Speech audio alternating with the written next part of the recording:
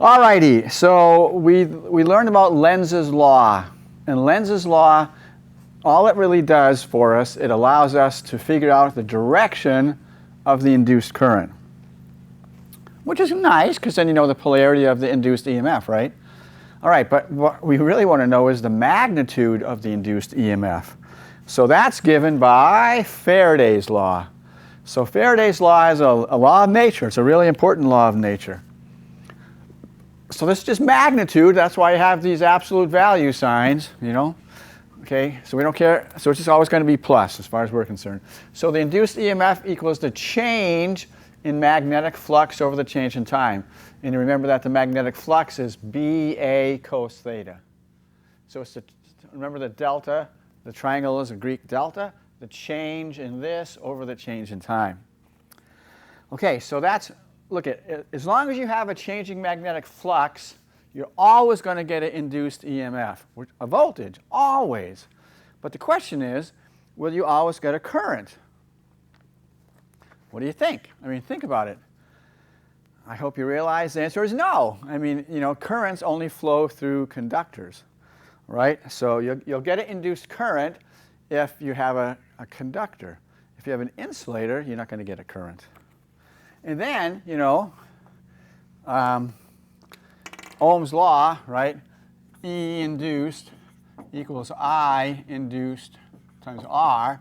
So the induced current will be given by E induced over R. Just like before, I mean, nothing new there, right? Okay, so let's do some examples using Faraday's law. And I told you we would talk about this motional EMF again. Well, now is the time, all right?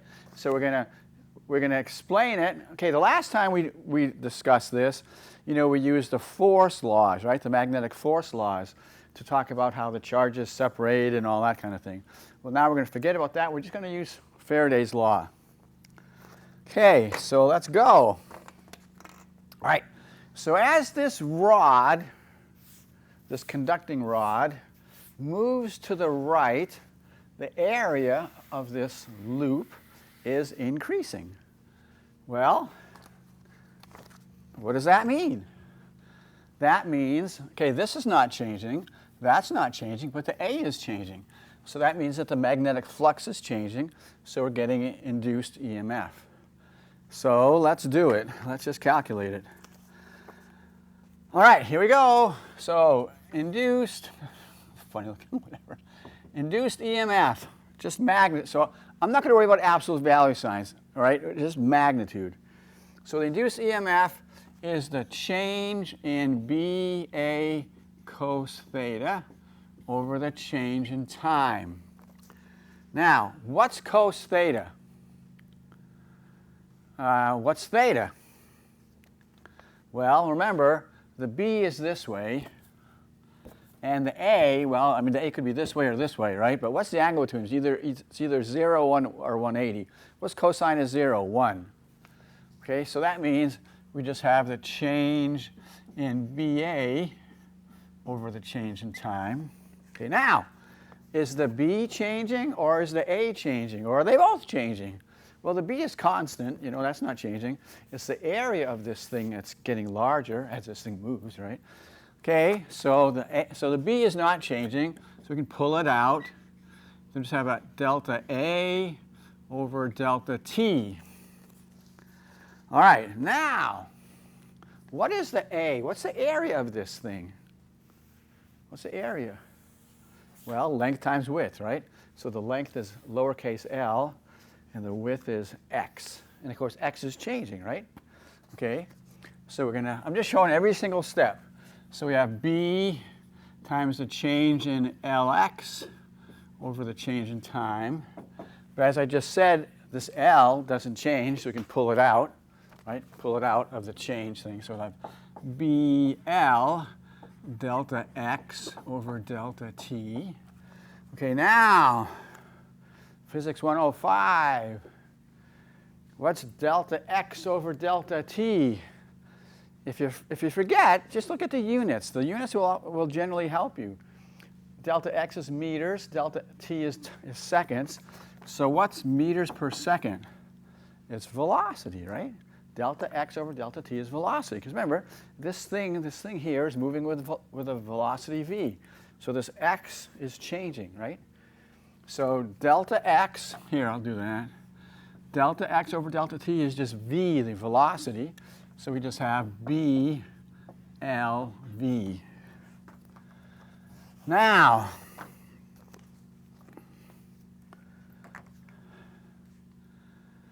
I promise you, if you look back in your notes, when we did this initially, this was our answer. Delta V was E induced, which was VLB. But we did it in a completely different way, right? So now we did it using Faraday's law. And of course, we get the same answer. I mean, it'd be better, right? Or else it's all a bunch of garbage, right? Okay, so that's awesome, right? That's totally awesome. Okay, now let's go back. Oop, not yet. All right. Let's figure out, okay, just pretend that's not there, right? That. Pretend it's not there. Pretend we don't know the direction of the current. Let's figure out the direction of the current according to Lenz's law. Okay, so as we move this to the right, the magnetic flux this way is increasing. Now, what does Lenz's law say? Lenz's law says, I don't like change, right? I don't like change. So if the magnetic flux is increasing this way, what has to be the direction of the induced magnetic field? This way, right, to oppose the change. Well, if we want, and we're talking about, remember, we're just talking about in here. I don't care about outside, just in here. If we want the B field in here to go this way, what has to be the direction of the current? As shown, right? Because, you grab the wire with your right hand, thumb in the direction of the current, fingers in the direction of the B field. So for this wire, the B field's going to be this way, right? Here. Current is the thumb, fingers the direction of the B field, and so forth. So it works. All right, so we've basically analyzed this in two completely different ways. And we get the same results each time, which better work, right? Which better be true. All right, now we're going to do kind of a fun example. So we're going to talk about something called an eddy current. An eddy current. If you're a kayaker or you go on canoes and rivers, you know about eddy currents in rivers and streams. But this is kind of related, but has nothing to do with water, though, right? Okay, so here's a piece of metal, and it's non-magnetic, okay? Non-magnetic. And here's a north pole of a magnet, and here's a south pole of a magnet. All right, so this non-magnetic piece of metal is being pulled through a magnetic field. Now, just for fun, consider this section of the metal sheet. Is the magnetic, as we pull this thing to the right, is the magnetic flux through this section of metal changing? Well, of course it is, right? I mean, this is being pulled that way, this is being pulled that way, right? So the magnetic flux just through this section, or any section, the magnetic flux through this section is changing. Wow! What does Mr. Faraday say about that? Faraday says this, right? Oh, let me write over here. Induced EMF equals the change in magnetic flux over the change in time. Wow! There is a changing magnetic flux through this section, so it's going to be induced. Induced EMF, which is like a voltage, right? Like a voltage. Okay, now this is metal. Metal is a conductor. So if there's an EMF, an induced EMF, what else is going to be formed? An induced current. An induced current. And this is how it looks. So these are the currents, these loops. Okay, so these are called eddy currents. It's just a current, right? It's an induced current. So eddy currents are induced when a metal sheet is pulled through a magnetic field. All right? So that's kind of cool, don't you think? It kind of makes sense, though, right? And you can use Lenz's law. You should really do this just to convince yourself you know how to use Lenz's law. You should use Lenz's law to make sure you understand the direction of the currents, you know. I mean, for this part, the magnetic flux is decreasing. For this part, the magnetic flux is increasing, right? So you should do that as a good exercise on Lenz's law. All right, now we have a current in a magnetic field. What did we learn in the last chapter when we studied magnetism? If you have a current or a wire in a magnetic field, there's a force, right? Okay, so here's the question. Is there any kind of a magnetic force on this metal sheet? And if so, what direction? Well, how do you figure that out? You figure that out with this one, right? So FB equals IL cross B, right? That's a B. Or you can just say, that's the way to do it, right? Okay, so let's look at this right here, okay? I mean, you can pick anything you want, but let's just pick this, right? So let's just pick this right there. Okay, so IL, okay, wait a second. What's the direction of the magnetic field? It's down, right? It goes away from the north into the south. Okay, so, okay, so let's just say that this is, brother. So this here, let's just say it's this way. So IL is this way, right? IL is this way, B is this way, so the force is that way. I mean, I could stand here, but then you can't see anything, right? Basically, what I'm saying is just do it yourself. IL cross B. IL, B is down, the force is this way. So that's the direction of the force, right? IL cross B or ILB cos alpha, whatever you want to use. Now, does this make sense? Well, yeah, because if the force were that way, that would be another perpetual motion machine, right?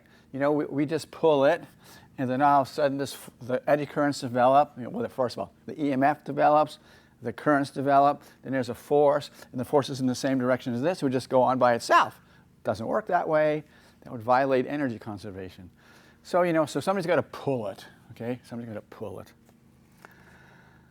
Okay, now notice, you know, so again, you know, we're pulling this thing, but there's a magnetic force that pulls this way, right?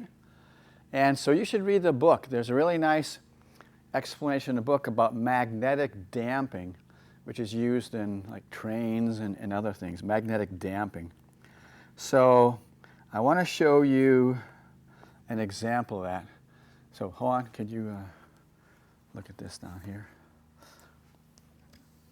Okay, so this is not magnetic material, okay? It's non-magnetic material. So if I just go like this, you can kind of, you know, all right?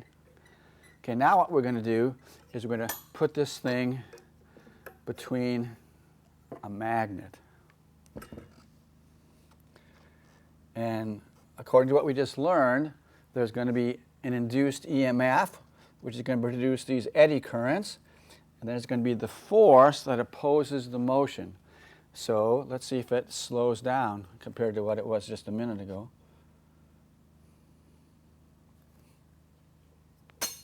This wasn't. Let me do it again. Okay, so you can see how it slowed it down. So that's an example of magnetic damping. So you get these eddy currents forming on this. Now, look at this. What do you suppose is going to happen with this one? Do you think the damping is going to be greater than or less than? Well, there's so much less material, you know. Seems to me that's probably going to be less damping. Less eddy currents, less damping. Well, let's find out. So let's do it by itself. Okay. All right, now let's do it with the magnet. I mean, it still should be a little bit, but probably not as much as this one.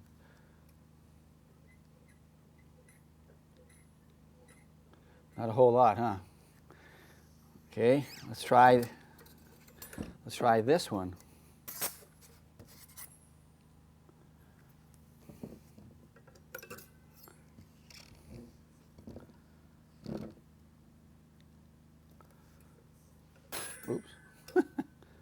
come on, don't do that.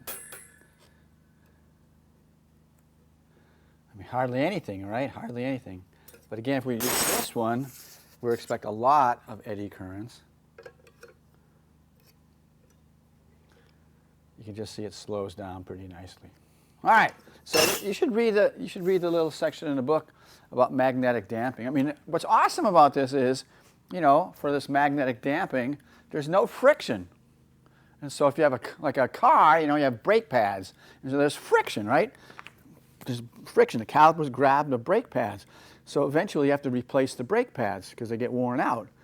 Well, here there's no friction, so it's incredibly wonderful. All right.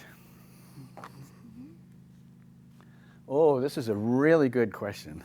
This brings in a lot of different concepts, so this is a good test question. A long straight wire carries a steady current I. A rectangular conducting loops, this is another wire, right? A rectangular conducting loop lies in the same plane as the wire with two sides parallel to the wire, two sides perpendicular. Got it. Suppose the loop is pushed towards the wire, as shown.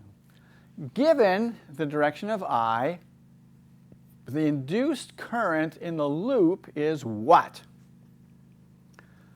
So pause your video, figure this out. You know enough now with the previous chapter and this chapter, you can do this. So pause your video and figure it out, please.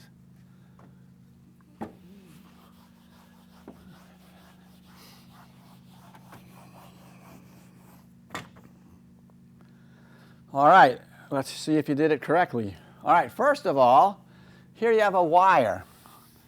Well, what does a wire, a current in a wire, what does a current produce? A magnetic field. Okay, now what we care about is in here, right? We care about if there's a flux change in here. So we need to know what the direction of the B field is. Well, we know how to do that. So here's the wire. You grab the wire with your right hand, thumb in the direction of the current, fingers in the direction of the B field. You can see you have circles like this, so the B field goes in, right? Because all we care about is here. The B field produced by this wire goes in due to the right hand rule. Okay, so the B field, I'm going to draw it over here.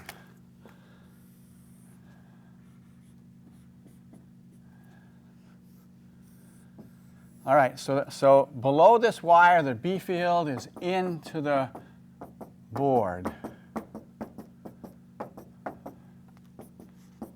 All right, because of right-hand rule. It's out of the board here, I don't care. I just care about here, you know.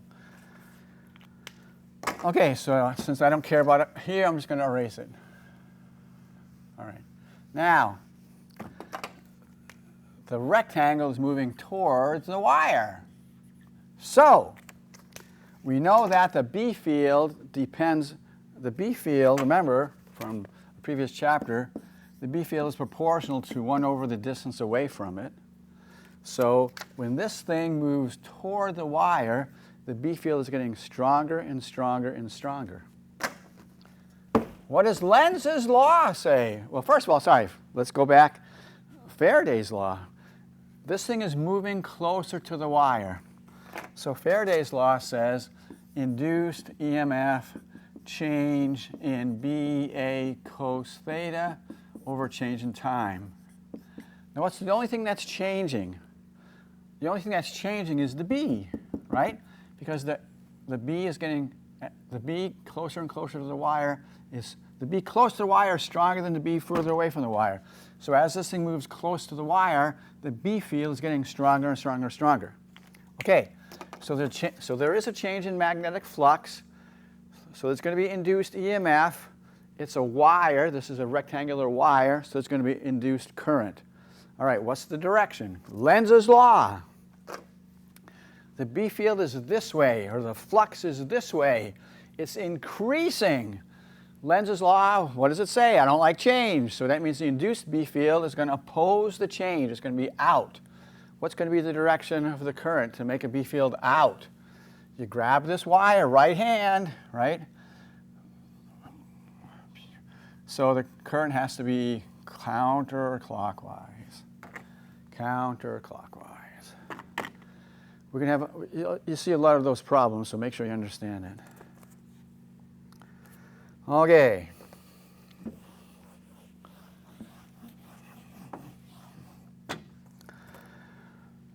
All right, let's see. We want to talk more about, okay, so we talked about the induced EMF. Now we want to talk about the induced electric field. Okay, so this is Faraday's law, right? You know, we already talked about that. Now, if there's a, this is a voltage, right? Induced EMF is an induced voltage. If there's a voltage, there has to be an electric field, right? Electric field. So we're going to get an induced electric field. Now, what we want to do, we just want to kind of look at a kind of an interesting example. Let's just say that we're going to have a situation, which we'll see in a minute. We're going to have a situation where the only thing is changing is the B. Okay, so the A doesn't change, you can pull it out. Cosine theta doesn't change, pull it out. So there we go. So the only thing is changing is the B. All right? So what does that mean? Well, we already know what it means, right? We talked about this with the motional EMF. If you have a changing magnetic field, you have an induced EMF, which also means you have an induced electric field, right? So, I mean, right? That's what it says. So we're saying that if you have a changing magnetic field, you get an induced EMF, which means you have an induced E field. I put a vector. You know what I mean. Okay? So, again, changing magnetic field, you get an electric field. That's what it means. And we're going to talk more about that later too, by the way. I'm going to keep saying that, sorry. All right? So this is the big deal, which is going to become super crucial in about, I don't know, later on in this video or next video or something. All right, if you have a changing magnetic field, you get an induced EMF, which means you have to have an induced electric field. All right, so so you say, who cares? Well, you better care, because what did we learn a long time ago? A long time ago we said the only way to get an electric field is if you have a charged particle, right? Like a proton or an electron or something like that, you know, or a charged object. But does this say we have a charged object? No. It just says you have to have a changing magnetic field through some region or some area or something like that, right? So this is kind of, it's different, you know? So this is here. We don't need a charged object to produce an electric field. So now we've just learned we can produce electric fields in two ways. We can have a charged object, which we talked about a long time ago, or we can just have a magnetic field changing through some region. Two ways of getting an electric field. Okay, so now we're gonna come up with this great, crazy example where we can learn something about this induced electric field. Because it's different, right? It's a different kind of electric field than we've had in the past. So we want to learn about it. Oh, yeah. Okay, very nice. All right. Okay, so this is kind of some students have a hard time understanding this example. So I will try to go very slowly, and you just pay attention. We will do our best, right? Okay, so in a previous chapter, we learned about a solenoid. Remember, a solenoid is just like a slinky, you know, just a wire that's wound around, right? So here's a piece of iron, and then we just wrap this wire, just one piece of wire, the black one, I mean, right? So this is a single piece of wire wrapped around this piece of iron. It's a solenoid. Okay, we learned about that. There's nothing new. But then we want to add something. We want to have this yellow circular wire that goes around the solenoid. Okay, not touching. It's around, like, you know. Here's the solenoid. Let's say. All right, here's the solenoid. We have the yellow wire around it. Something like that. It doesn't matter how far it is. We just don't want it to touch. Okay. All right. Very nice. Now, as we know, when you put a current in this wire, you get this nice magnetic field in this direction. We learned about that in the previous chapter, right? It's called a yeah, whatever. All right, it's called an axial field. Yeah, couldn't remember the name. It's called an axial magnetic field because it goes along the axis of the solenoid. And hopefully you'll have a lab where you can play around with that. Okay, now, all right, so we have this really wonderful magnetic field that's established, inside the solenoid. But again, this is outside the solenoid, and we're going to say it's an ideal solenoid, so the B field outside the solenoid is 0, right? And so there's no, all right, okay? So, yeah, all right. So we're saying that in this region, the B field of the solenoid is 0, right? In this region out here, the B field from the solenoid is 0. The B field is strong inside the solenoid, okay? So what we want to do is we want to talk about the flux, the magnetic flux through the solenoid. Well, that's not a big deal. In fact, we learned about it. We learned that in the magnetic field chapter. So what we learned was that the magnetic flux through the solenoid was mu naught Ni over little l times A. And we learned that it's constant, right? If you have a constant current, the flux is constant. So again, mu naught, remember that's just that constant that you see a lot with magnetism. N is the number of turns, right? This is just one wire, one piece of wire, but you have a whole bunch of turns. Okay, I is the current, L is from here to here, and A is the cross-sectional area, pi r squared kind of thing, of the solenoid. All right, so that's the solenoid. We learned that a while ago. Right? That's a magnetic flux through the solenoid. Now, here's the interesting question. Remember, we have this yellow thing, this yellow wire, circling the solenoid. So here's the question. What is the magnetic flux through the yellow wire?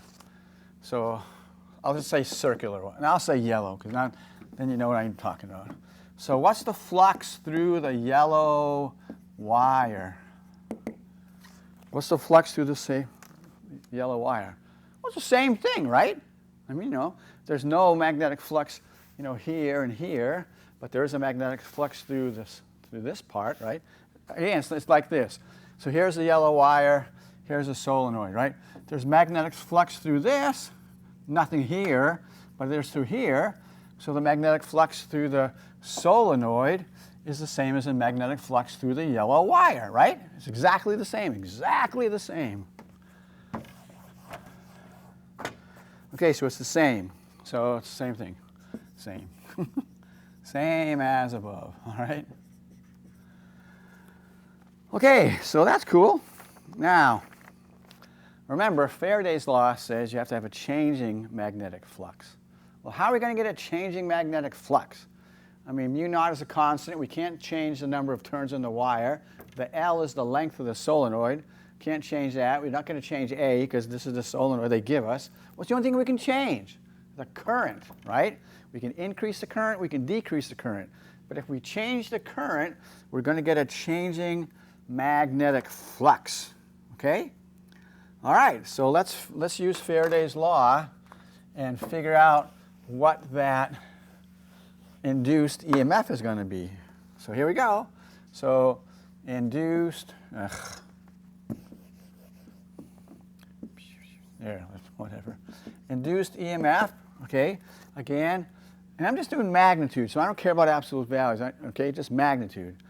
So it's delta flux over delta T, okay, and that's going to be the change in that. And we already said that can't change, that can't change, that can't change, that can't change. So we put all that junk outside that can't change. So we have mu naught NA over L. And the thing that's changing is the I. So we have delta I over delta T. Okay? All right. So what does it mean? There's going to be an induced EMF, right? And if there's an induced EMF, there's going to be an induced E field. Okay? Yeah, right. Okay, yeah. Okay, so I'm sorry. So that's the flux I already wrote down, right? Yeah. And then we're going to change the current. So we have delta I over delta T. We have a change in current, right? Okay, so what did I say? Okay, now notice we're going to get an induced EMF in the solenoid, but come on, we have a changing flux through this yellow wire, so we're going to get an induced EMF along the yellow wire also, right? Okay, and again, if we have an induced EMF around this yellow wire, and the yellow wire is obviously a conductor, right? We're going to get an induced current around the yellow wire. There's actually going to be a current along this wire because there's a changing flux, right? Now, wait a minute. Okay, this is true, but go back to what we learned a long time ago. If there's a current in this yellow wire, there has to be something, there has to be a force on the charge carriers to make it go around in the right? To make it go around the wire. Well, what kind of force? Well, it can't be a magnetic force because there's no magnetic field outside the solenoid. So it has to be an electric force, right? And you've seen this equation a million times. F equals QE, right? So there has to be an electric force that's pushing these charge carriers to make a current around that thing, right? Okay, so are you surprised? Not really. Come on. If there's an induced EMF, there has to be an induced electric field. I mean, you just knew that from prior instruction or discussions, but now it's another way to look at it. If you have a current here, you know there has to be some kind of a force pushing those charge carriers to go around in a circle. So it's just a different way of looking at it. So there has to be an electric field in this yellow wire. Okay?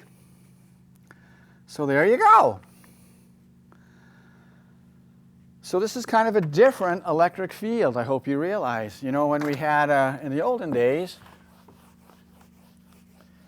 you know, like we had a plus charge here. You know, the electric field went like that, right? Or if we had a minus charge, you know, it went like this. Oops. You know? But we never had an electric field start and end at the same place, did we? No, we never had an electric field go in circles. I mean, even if we had a dipole, remember the dipole? We had a plus and we had a minus. So this kind of goes like that.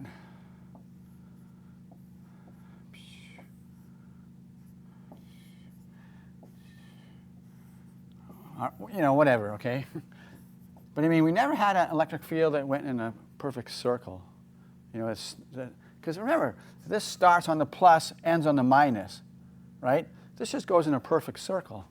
So it's an electric field, but it's a different type of electric field.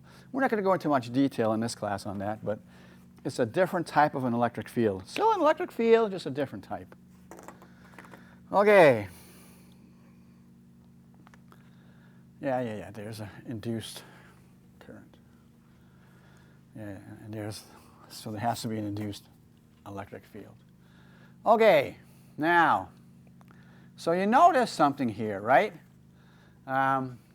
This is just a good example, right? We changed the magnetic field and we created an electric field. So just an example of that, you know, just another example of that. Okay. So this is what Faraday said, right? A changing magnetic field creates an electric field.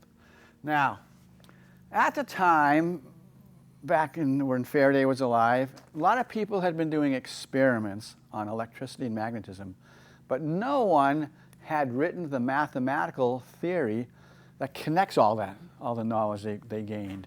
And it's crucial or super wonderful, helpful to have a mathematical theory because number one, you can explain all the data. Number two, you can use your theory to make new predictions.